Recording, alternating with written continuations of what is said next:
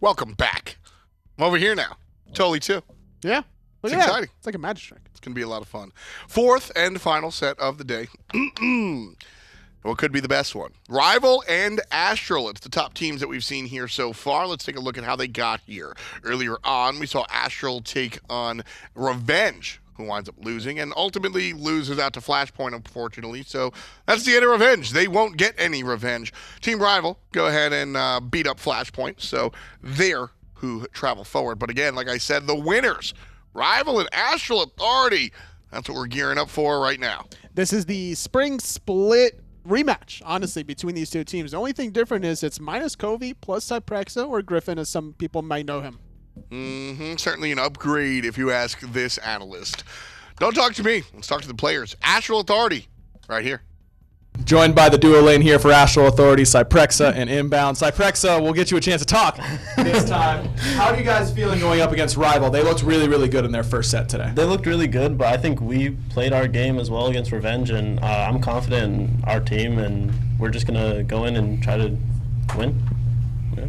No, I'm sure you all are confident, but I want to ask specifically about the duo lane matchup because Coast and DineOhSaw, I mean, they could be crazy aggressive, right? I mean, how are you all, I mean, you don't have to give too much away, but how are y'all planning on playing it? Just going to do your thing? Or what's y'all's game plan going into that? No matter what we'll pick, we'll beat them. It won't be too hard. They're not a very good duo lane. We're better. Basically, that's all it is. Flashpoint seemed to focus on taking out that duo lane. That seemed to be the game plan. I know you guys scrimmed a lot going into this LAN against Flashpoint. Is that the same sort of idea? You guys want to play aggressive against their duo lane, or maybe set oBoronic and Layers up for success? What's kind of the idea for you guys? That's more of a them thing. Camping the duo lane, that's not really an us thing. We like getting oBoronic and Layers ahead, and we just kind of do our own thing. We'll get our lead how we need to. We'll outplay anyone. Well, we're very much looking forward to this rematch, so I want to go ahead and let y'all know good luck. Anything y'all want to just say as last thoughts before we get this one going? Do you have anything? No, I don't have anything. No, we're ready to play. That's all. Yeah. All right, well, good luck in this match. Thank you. I don't think I'm ever going to get tired of seeing Bobby sort of do his thing. Confident and, you know, kind of little on the cocky side. But I'm down, you know, because at the end of the day, he can sit there and just be like, yeah, you know what, our duo lane's better. And I really think he believes that. I mean, defending champion Bobby in that myth roster, Yep. which barely made it, by the way. But at the end of the day, still can back it up with that championship. And taking it here in this team, a team that couldn't like really make it that far in the Worlds, actually. And I think that kind of leadership is important for them. You know, obviously losing Brochacho at the end of Season 4 now That with hurt. Bobby, that definitely is a great, quick fix that seems to work in the long run. And then, as you said, up there next to him, Cyprexa, formerly known as Griffin Slays, certainly a great player in his own right and has really made a name for himself on this AstralAuthority team. You know, it's funny, sometimes Bobby can take the spotlight, but in-game, I mean, it's been about this boy. This duo lane has been really impressive. I keep going back to the Chernabog. If anybody lets him get Chernabog, it's going to be really problematic. But they are going up against the Spring Split victors. Here they are. RvL are the team from Europe that took the trophy home just a couple of months ago. The rematch that I was mentioning doesn't have any sort of roster mix-up for RvL's side. The European squad doing a great job online as well, transitioning without a single defeat, and looked very well in the earlier portion of the day, 2-0ing Flashpoint. Yeah, and, you know, it comes down to Inbound saying, you know, we have the better duo lane. I don't know. It's hard to tell. It's so hard to tell. DineOhSaw and that guy right there, Vaporish Coast. I mean, he's got the default name, but his play style, anything but. Certainly very aggressive. A lot of fun to watch here, and he's young. There's something fun about watching the Pentakid. Yeah, I don't know if he's 15 or 14, honestly, because... Oh, come on. No! Oh, No! come on. The juice box on top of it all makes me love this guy even more. Vaporish Coast right there, just been crushing it. And what I love about it, he's been crushing it since been crushing it, been doing a thing. He came into the scene with basically this squad and a different jungler, and we watched them grow from sort of barely amateur pros into what they are now. And Vaporish Coast, every step of the way, has just been somebody that RvL could lean on. He's looking for the aggressive plays in the late game while he hands someone his juice box and says, hold it while I go get a quick pentakill. And that's what RvL really lean on, the late game presence from the young gun. First pick going to the Purple Europeans, and we'll see where they wind up. Bans as well. And again, we've spoken about Astral and their individual success. You've got to ban the Odin versus Wolves. One, Odin is a strong character in his own right, but Wolves is just one of these guys, Tolly, where I think he just wins every game. He gets Odin no matter what. It's scary when someone has a comfort pick that also shuts down a lot of mobility, such as Odin, and you're forced to go into a double Phantom. Somebody has to get a Phantom at level 1, and then another player, more than likely the support, will get it at level 12. And that's taken away from your team fighting relics, your shells, your sprints, or otherwise. Phantom is powerful when it is upgraded. A ton of damage mitigation, but still, it's honestly just more about Wolves than anything we could break down about the character. His ability to just control the game makes that so you have to ban that against this team. RvL with the first pick, Discordia, though.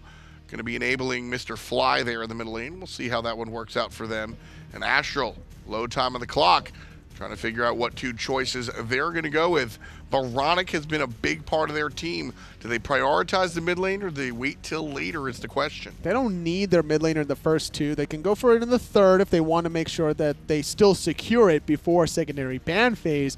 But the Discordia, for me, out of RvL, leads me to believe that we're going to see a Hercules again from Predators. They like this passive amplification with how aggressive Predators is. You're getting that Herc passive, you're getting Discordia passive, and it makes sense a little bit more as to why Predators is winning that lane. I mean, Herc's been the guy this tournament. I mean, even Delny losing lane, winning the game, right?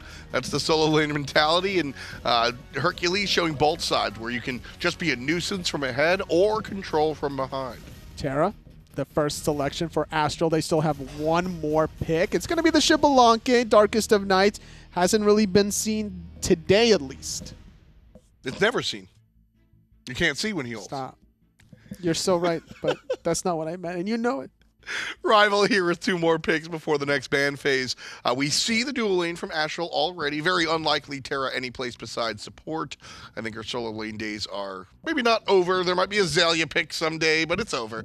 So two more selections from RvL. Are you looking to mitigate Terra Xbalanque, or are you just keeping your mind on your own game plan here? I'm looking at my own game plan. I'm looking at Ratatasker for Rapio, the way he played in the first game against Flashpoint. Very well done, and I got to look at Predators again. Lock in my solo lane side. Make sure that there's plenty of control in the jungle and in the solo lane, and look to start transitioning that into the mid and duo.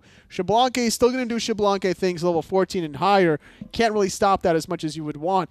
And Terra's rotations are still impactful with the ultimate. Whether she's level 8 or 9, the Earth and Fury is going to do her job.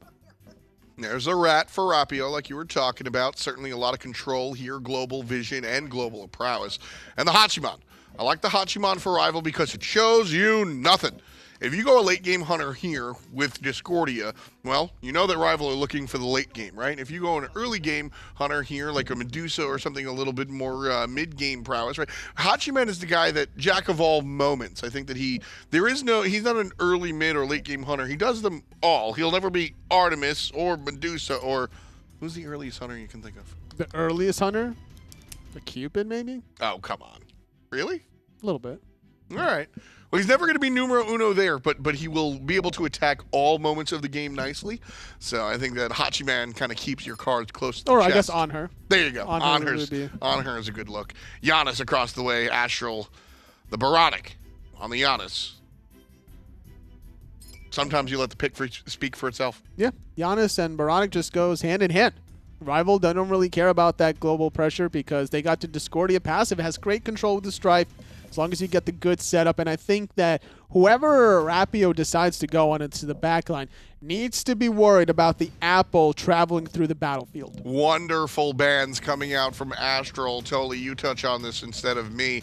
Two of the more powerful, just bully characters in lane, taken away from one of the more powerful bully players in lane here at LAN. So Predators was MVP, I believe, games 1 and 2 against Flashpoint. Was MVP in the spring LAN as well. Yes. So yeah, I'm gonna go go ahead and ban away his 2 most comfortable gods. Not only are they 2 of his most comfortable gods, but sort of like the conversation you and I had on the broadcast just last game with Jumpo, with specifically talking about the Susano. Sure, it's a comfort pick, but it also does something different than every other character that you would do with the pull. Well, here with these 2 bans, Hercules and Cucullin, these are just, you get so much pressure. They're always on the cusp of your tower, daring you to come fight them. And I think that there are a few other choices that can really do that, especially if you pick Arlong Shen for yourself. I mean, where are you going? Osiris? Bologna?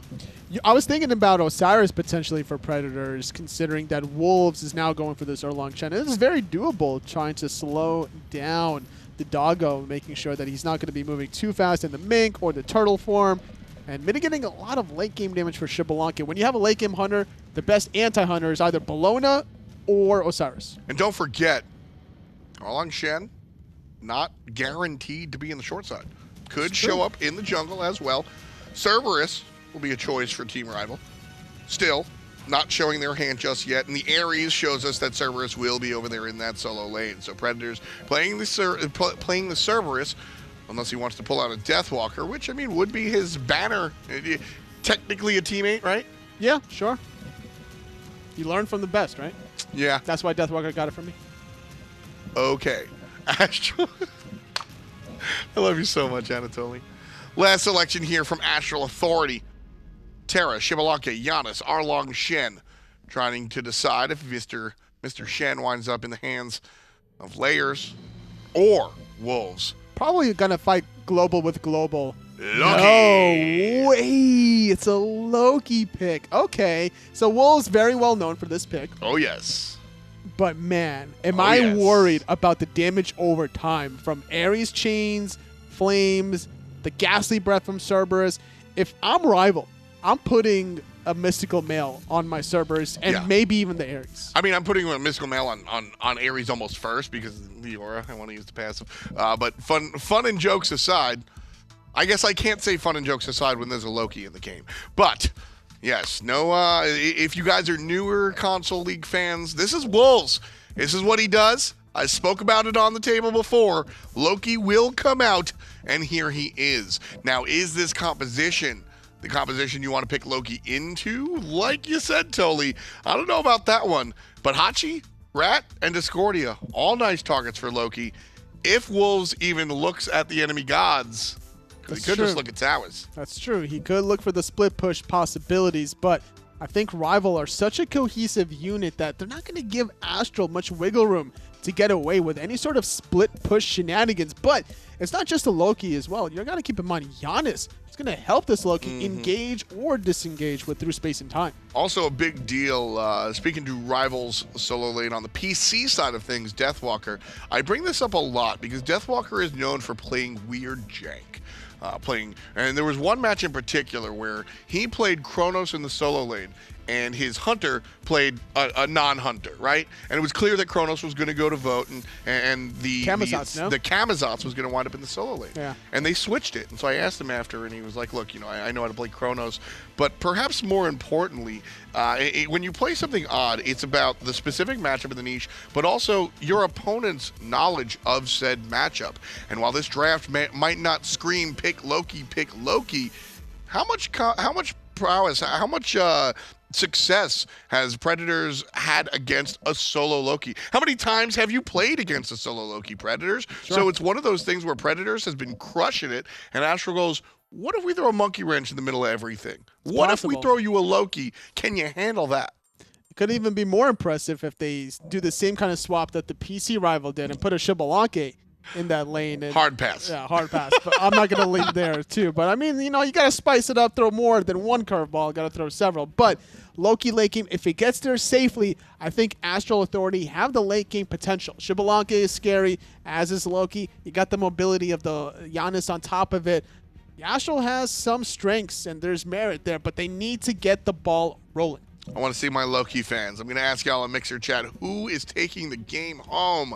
Is it going to be AstralAuthority with their Loki, or is it going to be Rival with their little bit more traditional composition? You can see Astral, you can see Rival, both of them very, very cool, calm, and collected, I would say here, Tully. gotta lean on RvL, honestly, because of the global pressure from Ratatasker. I don't expect a single world or universe dimension that Rapio will allow this Loki any breathing room. Over there, you can see in the corner.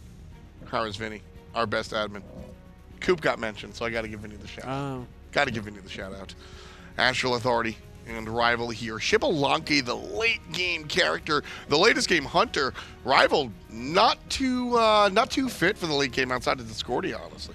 I mean, they have some merit in terms of Cerberus setting up Discordia for additional damage. It's always a threat, the solo lane Cerberus, whether it's Guardian or solo lane, because if you have a glass cannon Discordia that ignores Warlock Staff, rushes Soul Reaver, that ghastly breath, the 48 or so penetration provided by that one ability, you add also the Void Stone on top of it for an extra 15, all of a sudden that's 63 penetration. Those strifes start hitting harder. Oh, yeah. The unruly magics make an impact.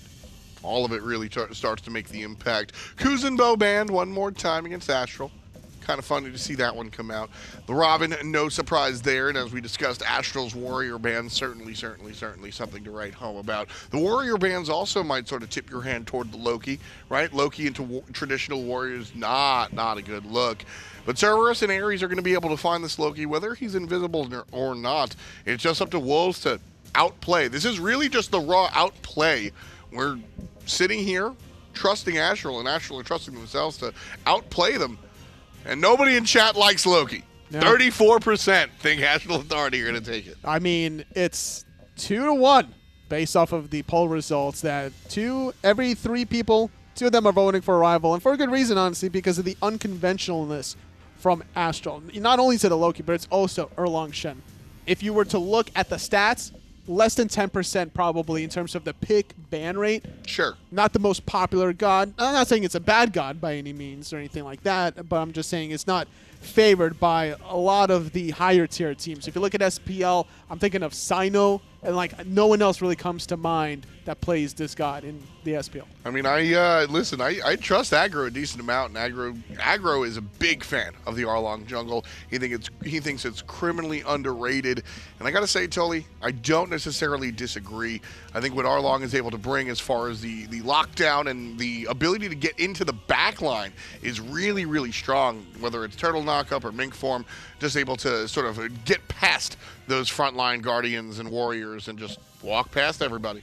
It's true. He has the momentum if he gets off to a great early start. But when I look at him, I think of more of a pub stompy kind of god. Okay. And the fact that the Loki's picked in the last pick for Astral, very important, because if there's any sort of counter pick potential, Osiris is instantly locked in. You're going to have the tether. You can see the Loki through the stealth with that just invisible tether mark, and it becomes that much easier.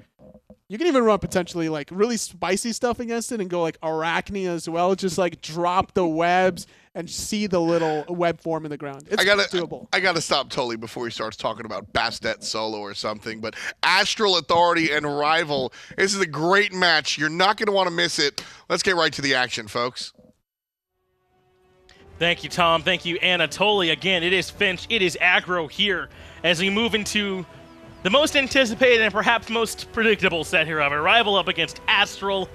These two teams seem destined to meet here now. With a Loki in the solo lane, we get to see how that's going to shake out. It was only a matter of time, right? Until we saw Wolves bring this back in the competitive play, and they decide not to wait it out at all. Let's just go right to it, straight to the Loki solo. And you know what? I like that, because now there's one of 2 things happens.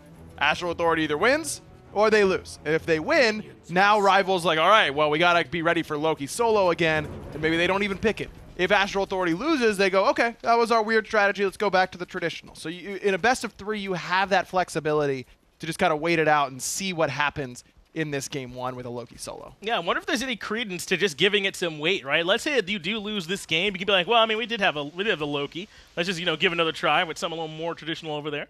To be fair, this is somewhat traditional for Wolves. It is a pick that he does like to go back to and can play it rather well as they leave Cyprexa alone in the duo lane, and they go send Inbound over to just sort of harass, not let them get this red buff for free without having to worry about a potential steal. DineOhSaw, though, drops the chains. They use Sprint. 2-man stun comes out, but Inbound now in a whole heap of trouble. Horrific Emblem comes out as well, but Cyprexa now here to deter them, and that is enough. Inbound just barely makes it out. That's a huge win for AstralAuthority. I mean, yeah, he traded his Horrific, but both solo laners for RvL use their relics, and Inbound stops them from getting the red buff. I love that just annoying factor that Inbound threw in there. Not a big fan of the horrific emblem, knowing that DineOhSaw is almost certainly going to go sprint. I think Inbound was hoping that the DineOhSaw would pick up a blink at level 1 and give them some kill potential, but now that he knows that sprint is there, it's going to be really difficult to use that anytime in lane without it being immediately countered. But that's tough. But that play only works if Inbound gets a perfect wall every time he tries that play. You know, he gets the 2-man stun to get out. I mean, they land the chain, they have the sprint, Heavenly Banner's there too. If either one of them is able to keep putting DPS in, I think he dies. So Inbound very confident in his ability to get essentially the perfect wall collapse there to get him out. Otherwise, he could very easily have been punished there. And I do like the idea from RvL to, you know what, screw this, let's just kill this guy for stepping up to our red buff, but Inbound showing that he was ready for that possibility, and you're right, it did. RvL kind of forces him to make the optimal play and a low percentage, high risk play, but Inbound converts, and so RvL end up pretty far behind in that duo lane. Cyprexa way up on XP per minute in comparison to Vaporage Coast, almost doubling his XP per minute so far. And that start did end up favoring Astral, but I love what we saw there from RvL, and you highlighted that they just went for the fight.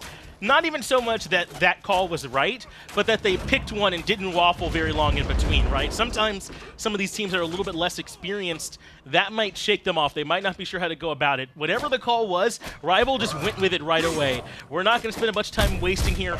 We're going to go ahead and look for the ability to try and kill you in the jungle right now. Well, it feels like Predators is totally cool just waiting out this lane right now. He's really not trying to poke Wolves out at all.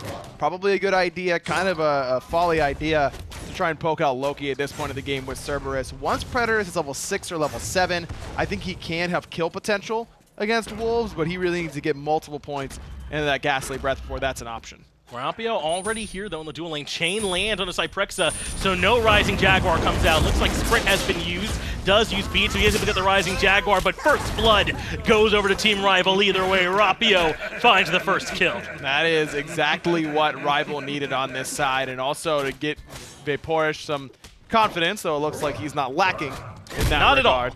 Or really ever in that spot. Cyprexa did use his bees in order to get away there, Finch, so he's awfully vulnerable to DineOhSaw now, but keep in mind, Xbalanque, even though he doesn't have a CC immune ultimate, even though you can chain him out and prevent that Rising Jaguar, if you don't land chains first, let's say normally you know if they don't have CC immune ultimate, Ares walks up to you, you're just going to ult right away.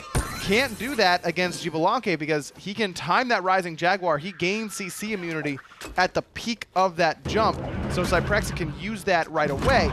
Now if DineOhSaw steps up, lands 2 chains, and then ults, that should be enough to confirm the kill on a Cyprexa without the beats. He is going to have to play a little bit more careful, even though things have been slightly evened up. Looks like still favoring Cyprexa a bit as Vaporage Coast now level 4. But Rapio, he's coming back for a repeat performance. He already saw the matinee, and now he's here for the evening show. Inbound's going to fall along with Cyprexa. Double kill for the Ratatosker jungle. Team RvL are already raring to go. That was awesome from DineOhSaw. That double chain on both members of the duo lane makes them stack up a little bit, and then Rapio is able to come in, and he's gotten all 3 kills so far in this game. He is huge right now, and this is where we've seen Layers loses a bit of aggressiveness, understanding that he's behind, can't play with that level of aggression that he's used to. Oboronic might not be able to step up quite as far with threat of this fed Ratatosker coming to his lane at any given time. And that's also a good demonstration of what Ratatosker can do, and that he doesn't have to back to base in order to finish off his equivalent of Boots in that Acorn. He's able to get that and get that extra power, get that extra movement speed, and then use it immediately to help out on the map. Rapio takes a little bit of poke. Wolves falls back. Stygian Torment lands. No help, but he is going to be able to use the ultimate to get away from the stun. Looks like a slight bit off there from Predators. They are going to strip away the blue buff, but Wolves survives. Don't think Wolves would have died even if that stun lands, but Predators probably still kicking himself nonetheless. Sure. Wolves' ultimate being down is a win, and he did go for teleport, though he didn't elect for it right off the bat. He decided to hold his first relic until his first back. But how important has it been to go back towards those dual lane ganks that they've been done relatively quickly? The first time, it wasn't much of an issue, but on the second try, oBoronic can probably come over with through space and time if it takes too long, as Rapio continues to be aggressive, pairing up with Predators perfectly. This Ratatosker 4-0 has been everywhere. And what were we just saying on the desk, Finch? It's mid-jungle. That's kind of been it so far here today at the first day of the Summer Finals land for the SCL. If one jungler gets huge, this game is going to be tough for the other team to come back. And 4-0 through the first 6 minutes for a Ratatosker definitely counts as getting off to a massive lead. He's up 800 gold over Layers so far. 800. Just from, I feel like, kills, right? It hasn't even been a ton of buff invades. They did get the blue, but I mean, it's just been from this aggression that they've had. And I've had my eyes on the solo laners really before the tournament, the whole tournament, as sort of like, if one of them get ahead, they can rotate. But I mean, that's not what they're looking for from Wolves. He gets chunked. Rapio on the rotation, so we might be dead here. Does have the ultimate, so he can jump away. Rapio can't quite shut him down. But Loki, I mean, what's something that takes forever to cook, right? He's like, you put him in the oven, and he comes out later. He's not going to rotate. You're not even putting that in the oven. That's the slow cooker. Yeah, you know what I mean? It's going to be a minute. You're putting it on low for 8 hours, basically, until that meal is ready for Wolves. And already it's been turned up to high, and you got to get done in the next 20 minutes instead of the next 8 hours, because Wolves is already very far behind. I love that Predators is leveling his that paralyzing spit, instead of the Ghastly Breath that you're used to seeing, because Ghastly Breath doesn't do as much to Wolves because he has that slow immunity during the Vanish. You're not slowing him down a whole lot, getting a whole lot of value out of it, whereas that paralyzing spit, you're chunking. Not going to make life easy for Wolves here at all. Stygian Torment brings him right towards Rapio. Of course, he's on the mark. Paralyzing Spit chunks as well. Fly here to get a little bit of credit for that one as he ends up bringing down Wolves. Team Rival, this early game presence from Rapio has just been excellent so far, running the first 8 minutes. This is the litmus test for both of these teams. It feels like Astral's like, yo, he's going again. He's not done yet. oBoronic now in trouble and already been removed. They don't even need the no escape. Man, this is absolutely a clinic right now from Rapio. Has given up a couple kills now to his teammates. Fly got one. DineOhSaw now he's not slipping. One for himself. But that's a good thing. You don't want to stick all your kills on one member, because then if you die, your gold bounty is so incredibly large. The rest of your team isn't as far ahead because they haven't received the kills. Certainly the assists help, but definitely a good sign that other members of Rival are starting to pick up some units themselves. And can we see player damage as well as Predators kind of forces Wolves back? That tier 1 tower has already fallen. Yep. Yeah, it is going to be Rapio up there near the top, so also going to be getting the benefit from that Discordia passive, as well as oBoronic really has not had a chance to be a part of any of these fights so far. So not only does Rapio kind of have just the early pressure here with his ultimate, but he gets a little bit of extra power boosting him as well. Yeah, that's very true. The one thing I am worried about, looks like he's going to build towards, is that a mystical mail or a Guardian mail? I do not like Rapio's call to go defense in this spot. I mean, you are huge. Use it. Get so far ahead that you one-shot everybody. It's two totally different trains of thought. Yes. You can go for the, I'm so far ahead that my base damage is going to carry me and I don't have to worry about building damage, and just be so tanky then that no one can kill me at the same time. But I'm much more of a fan of the aggressive nature. vaporiscoast wants the solo kill. He wants the highlight play. You can see him in his player cam talking a little bit of trash. He recognized Cyprexa, dead to rights in duo. A confident young man who's already putting it to work. Layers in trouble next. Golden Apple of Discord going to bring him down. 50-meter flyer, formerly known as, gets the kill. This is just getting ugly, isn't it? I mean, already 4K nearly for Rival, and that's before a Gold Fury has been taken, though looks like they want to remedy that situation. Inbound is close and local, plus oBoronic has that ultimate, but Rapio is making sure that no one's coming close from the mid lane, but Inbound around the back can't quite get there. Through space and time comes out from oBoronic to try and help out, but Inbound's getting brought back. oBoronic looked for the unstable vortex, but vaporiscoast has escaped. DineOhSaw in a little bit of trouble, but has a Rapio and Fly rotating in to defend. Gold Fury grabbed cleanly now for Team Rival. Predators 10 minutes in, threatening the tier 2 tower in solo lane. Wolves with this low pressure Loki pick. If they don't slow this down soon, we're never even going to get to see him play the game. No, this is how you do it. If you're fairly new to Smite, haven't watched a lot of competitive, or maybe you have and you're just like, yeah, I love Loki, why don't we see him? This is why, because good teams will do this to you, just make you feel absolutely useless. 2 levels down to a Guardian who is doing so much damage and bringing so much control. Wolves is still a solid 18 minutes away from being able to one-shot a squishy all by himself. Definitely seems like relevance as far away as Stygian Torment picks up 2. Paralyzing Spit, nearly enough for him to find the 1v3. He is eventually going to end up falling as he oversteps. But that's kind of huge. That's the Predator's tax you pay, though. He kind of does that. But man, that's tough. Now the good news for RvL is that Inbound's the one who gets that kill. It's a support for AstralAuthority, where literally anyone else there would have really loved to have gotten that kill. But Predators cannot afford to do that a whole lot. I mean, that is a massive release of pressure that you just gave to Wolves on that right-hand side. That's 3 waves that he's going to get without any sort of pressure, without any sort of concern. Rapio is on the other side of the map. In fact, he's backing right now, so Wolves is able to get some much-needed free farm. And despite this awful lead that AstralAuthority has to go up against now, that Team RvL has, their late-game composition is just absurd. I mean, Terra, Xbalanque, Loki, great control from the year-long Shen. Giannis, by the way, that I didn't mention. Like, Astral's late game is absolutely bonkers. You just can't let them get there.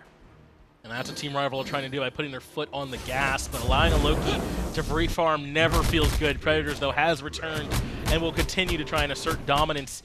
But it is just the Loki who got a little bit of pressure, believed there. vaporish still feeling very comfortable ahead of Cyprexa. Rapio still ahead as well. We haven't seen him gank in a moment, but there it is, forcing oBoronic back in the mid lane. Not going to find the kill, but routinely not letting him feel comfortable.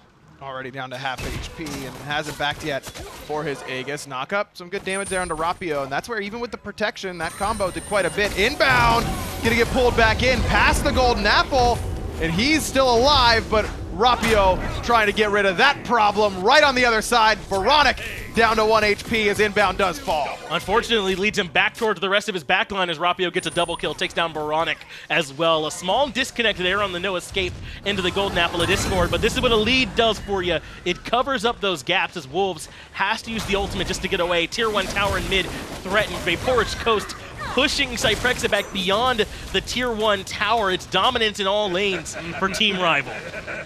vaporish not just laughing in-game, but in real life as well on his camera. I don't know which one is more annoying if you're Astral, by the way. Yeah, I'm sure neither makes you feel particularly good. I mean, it's 11-1 now for Team RvL as they're taking basically whatever they want on the map. You're right. Some mistakes from RvL, but that's what the lead earns you, the ability to make those mistakes and not get punished for it. Wolves is working on a hi-rez Lament. And honestly, once he gets that, Fly is in danger, as is vaporish Coast. You can lose your life. If you're 80% health without any relics, Wolves will kill you from that threshold with a build of Transcendence, Boots, and hi-rez Lament, but still, that is still a little bit a ways away, and someone's got to take the relics away from Fly and vaporish for that to really be an option, and I don't know who's doing that right now. Rapio trying to hunt down Wolves. Is able to track him very well with that acorn, but at this point, Wolves should probably be out. Even with that speed buff, Rapio going to have to fall back after that. But that's sort of what, you alluded to this earlier, right? How they were kind of spreading the kills around. Even if Wolves can essentially trade his life for one of their carries from RvL, I just don't even know if even that then would be enough because everyone is in such a confident position. Fly now a little bit ahead. We already talked about vaporish Coast, so is Rapio. I mean, if he can take vaporish Coast, he can limit their structure damage, but it's not going to be quite as easy as maybe it normally would for the Loki, even once he has the damage. No, and you don't have a lot of frontline with that Loki solo either, Finch. I mean, they have the warrior jungle, but Layers isn't building like a warrior. He's building like an assassin with the Crusher. That might be a stone-cutting sword, a Masamune. He's been invisible this game, by the way. Yeah, Layers has not done anything, and neither has oBoronic. Both of those two, they have a combined 2,100 damage, which is what DineOhSaw has by himself at this point. Neither of those two have really done anything at all. It's been tough for them to try and find a spot to apply any pressure because Rapio's done such a good job out-rotating. Not only has Layers not been there when Rapio's been ganking, he hasn't been on his way even. You know, it's just, you can't keep up with the Ratatosker. There's just not really been a way for Layers to do it so far. Gold Fury up and RvL are around that side of the map. They want Inbound here first. Unruly Magic doesn't quite land, so Inbound gets out, but they are ready to come back towards the objective. Inbound has his monolith to heal up a little bit, but oBoronic needs to be careful. Predators Good around stun. the back. That stun was perfect, oBoronic is going to need it through space of time away, but I don't even know if that's going to be enough. Fly is in trouble. He does end up falling to Cyprexa, but Vaporish Coast finds Inbound as Boronic falls as well. It's 2 for 1 so far. Wolves rotates in on the backside, but who can be the target he can go on as Cyprexa falls to Predators alone in the jungle. 3 kills now for Team Rival. They continue to be untouchable by this Astral roster. Gold Fury almost certainly theirs. Look, I mean, trading Fly for 3 members and a Gold Fury, the Rival's going to take that no problem whatsoever. AstralAuthority now is just all looking at Wolves like, dog, you got to start split pushing or something. We need gold. There just isn't enough gold on the map for them right now to compete with the items that Rival has. Boronic gets flanked on. Predators is a huge fan of that style of rotation where he comes between the towers and really comes up above red buff. And so few players are ready for it, it seems like. You need to watch that tape and understand what these players like to do. It seems like the NA teams are a little bit lacking in that department so far. This lead's now definitely out of control. 10,000 in favor of Rival, up 14-2 in the kills, Ryan. And I love the way that Rapio's played, not just mechanically, but his decision-making. He got Vaporish Coast ahead with like back-to-back ganks, and I don't think he's seen him since. No. He's trusted Vaporish Coast now that he is ahead to maintain it and dominate that lane, which he's done, obviously, with his lead. He knew once he's done enough work that he could start to look towards Wolves and get him behind. Then he finally came and paid some attention towards Boronic as they grabbed the Pyromancer as well. Rapio has done such an excellent job this game of spreading the wealth around. Certainly has, and not only has he trusted Vaporish to then carry the torch in the dual lane, which as you mentioned he has done.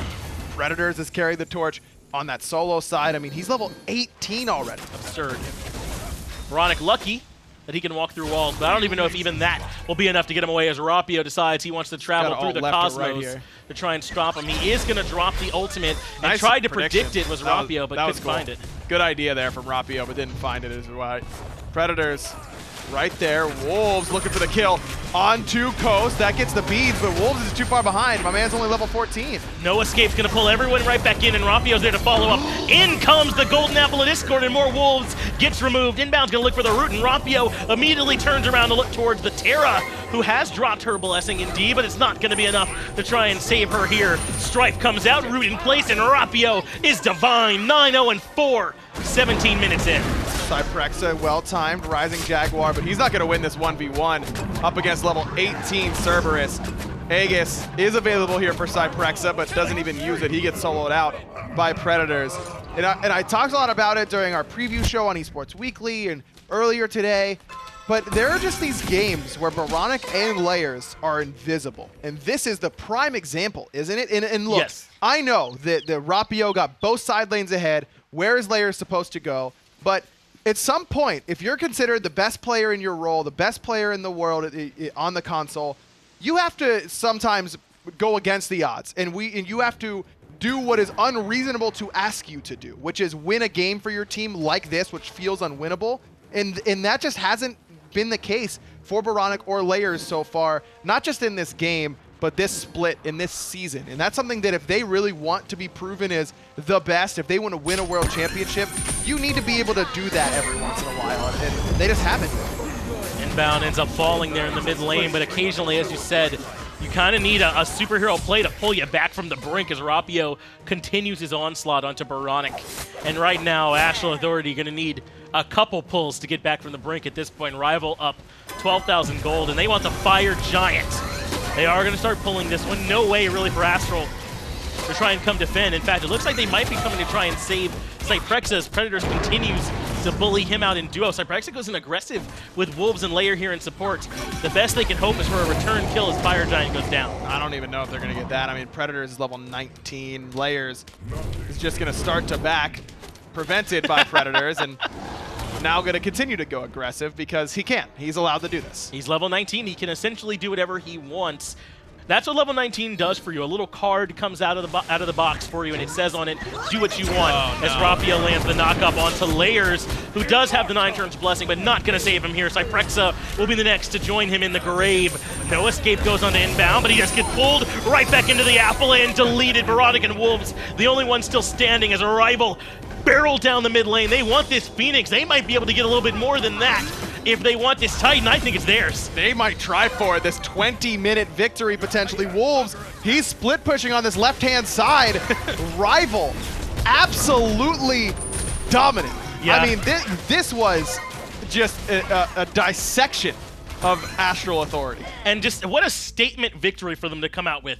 And I had the pleasure of getting to interview them early on, and their coach, he said, we don't think that we're guaranteed to get this win. We're coming in still considering ourselves underdogs. And that's how it feels to me. We're seeing that jubilation from them. We're seeing them come in, and they don't look like they underestimated this team at all. They look very confident, very prepared, and they kind of put it to Astral here in game one. Now, I'll say, I mean, that was clinical. It's just scary. And like I said coming into this game, when you pick something weird like that Loki solo, you're giving yourself a built-in, not excuse, but an explanation, and you can buy yourself some extra motivation going into game 2 if you lose. Hey, you know, we just had this weird Loki solo. If we didn't have Loki there, we win that game for free.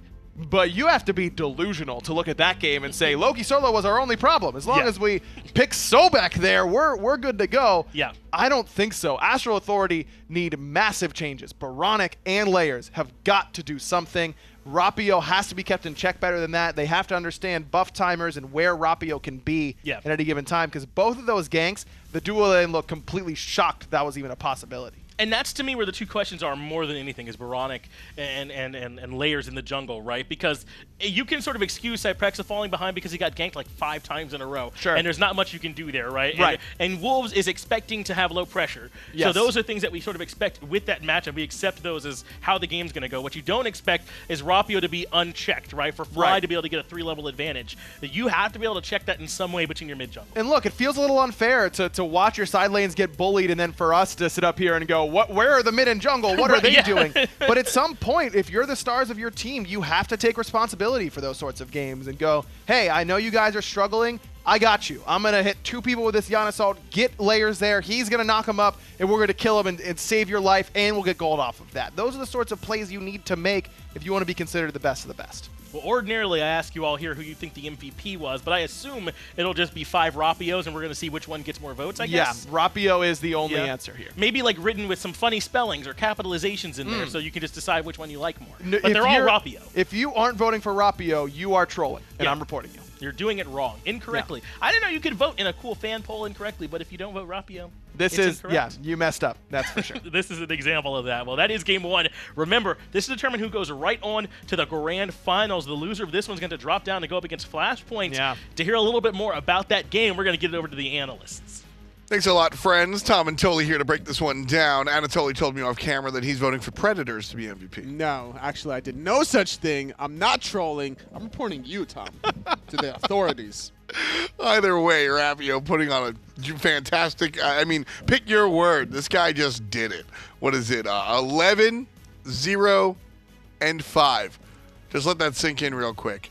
11, 0, and 5 for the mystical male wearing Ratatasker. We were trying to decide if it would wind up on the solo laner or the support. I thought it would be for sure, at least onto Predators. The last person that, well, not the last, but it wasn't my first candidate player to pick up the Mystical Male. But with such a lead that he had, being 4-0 at 6 minutes, he had such a gold-boosted lead that he had the luxury to build it at a very early pace, and he had the thought process of like, okay, the only way we lose if we allow them to get back into the late game with Wolves being a presence. Mystical Male shuts that possibility down. Rapio was almost 200 gold per minute above the entire enemy team.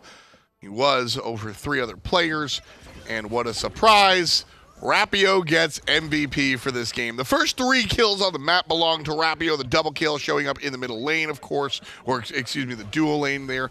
And he didn't slow down after that, folks. He just continued being Bratatasker. Great play here from Rapio. That 4-minute gank that he did in the dual lane was perfectly accurately placed, the ultimate, hitting both of them at the same time. The beads was already used by Cyprexa from the chains that the gank kind of happened when Rapio just walked around before level 5 because of how aggressive Inbound and Cyprexa was walking down that dual lane. Rapio had plenty of time to just wrap around and make that play happen, and left unchecked. this Ratatasker made so many plays, killing Cyprexa twice, Wolves one time, and Inbound one time at 6 minutes to establish such a dominant lead. Never were able to get back into this game. AstralAuthority trying here in game number 2, and Ryan brought up a great point where they went something weird, Loki, and man, I get very upset when I see the unconventional lose because they just chose it at, in my opinion, the wrong time. This solo Loki from Wolves, we've watched be extremely successful. It's fun when it wins. This was just an uphill battle to pick into that composition. So there is the bounce back. Game number 2, well, we'll go something more traditional. Potentially, unless that he doesn't want to reveal too much at this point. But I think that there's going to be a furious fire under all of AstralAuthority to switch up the gameplay and go for a hard 180. I mean, at the end of the day, right, I think both of these teams are confident that they can take over the enemies down below in the lower bracket, Sure. right? Yeah. So Flashpoint, whether it's Astral or Rival, or Astral, I think, has confidence that they can beat Flashpoint. So coming into this one, they really don't have to give up too much if they don't want to. They can go ahead and look towards tomorrow if they're that confident. But I'm looking at Wolves' face, and I think that says it all. Tully, how do you feel about Loki solo in game number 1? And that face is the answer. That's true. That's a good tweet right there. You should probably do that before someone else beats you to the punch, like right now.